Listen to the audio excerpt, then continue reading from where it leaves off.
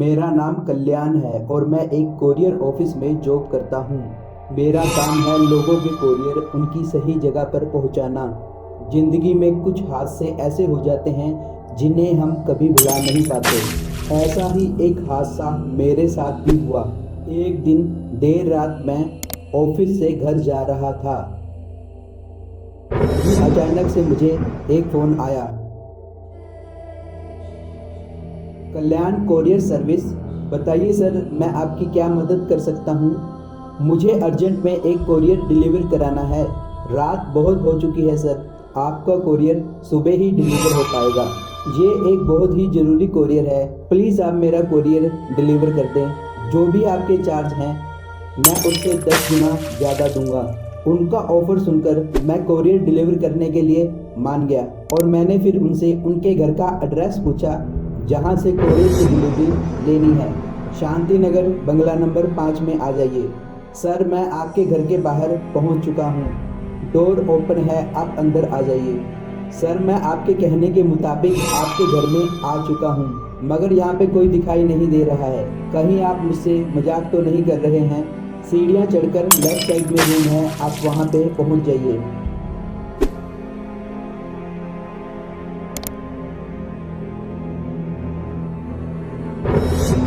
Sir, मैं room में भी पहुंच चुका हूं, मगर यहाँ पे भी कोई नहीं है। वहाँ सामने टेबल पे एक टेडी पड़ा है, आपको उसी को डिलीवर करना है।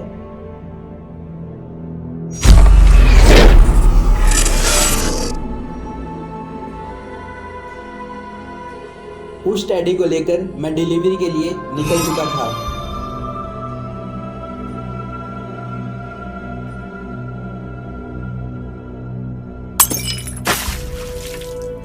तभी रास्ते में मुझे एक लड़की दिखाई दी। सुनसान रास्ते में लड़की को देखकर मैंने गाड़ी रोकी और मैंने उस लड़की से कहा, क्या मैडम मैं आपको कहीं छोड़ दूं? लगता है आप किसी का इंतजार कर रही हो।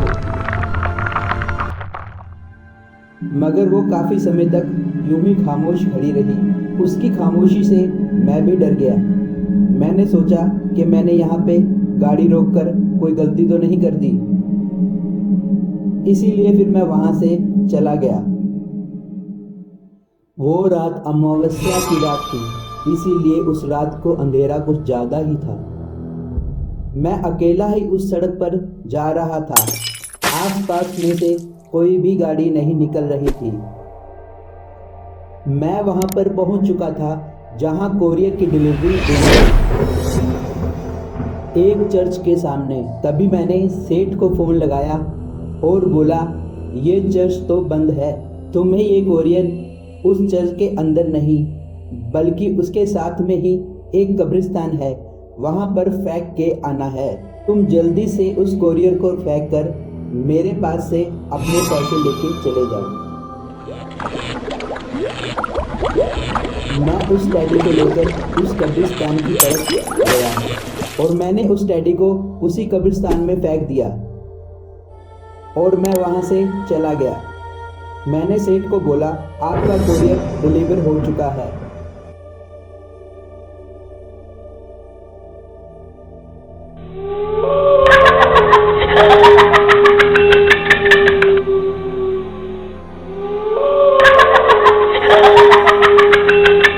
मैंने देखा कि वो टैडी वापस मेरी गाड़ी में ही आ चुका है, जिसे मैं अभी कब्रिस्तान में फेंक के आया था।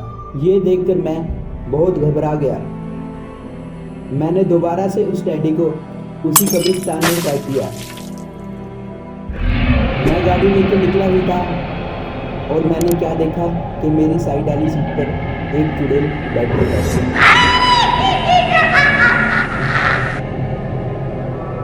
जो बहुत ही डरावनी है।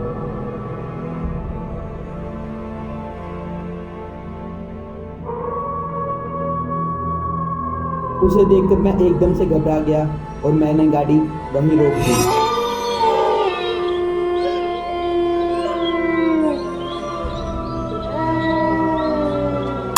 उस चुड़ैल की आत्मा उसकी आंखों की शक्ति से मेरे अंदर समा गई।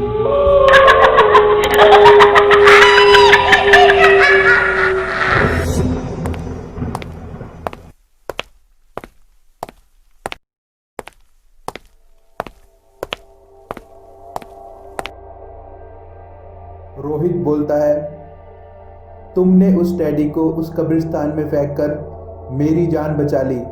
बताओ रोहित, तुम्हें क्या चाहिए?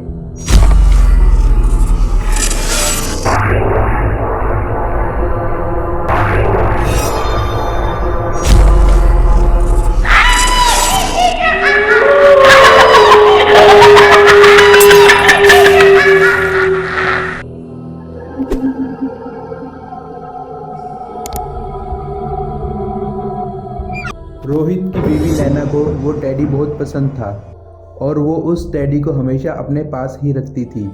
एक दिन रोहित ने पैसों के लालच में अपनी बीवी को जिंदा जला दिया, मगर उसकी बीवी की आत्मा उस टेडी के अंदर समा गई, जो अब रोहित को मारकर उससे अपना बदला ले चुकी है। और कल्याण अभी भी कोरियर ऑफिस में ही जॉब करता है। रोहित को मारने के बाद रोहित की बीवी नैना की आत्मा कल्याण के शरीर को छोड़ के चली गई और वह दोबारा कभी कल्याण के शरीर में वापस नहीं आई।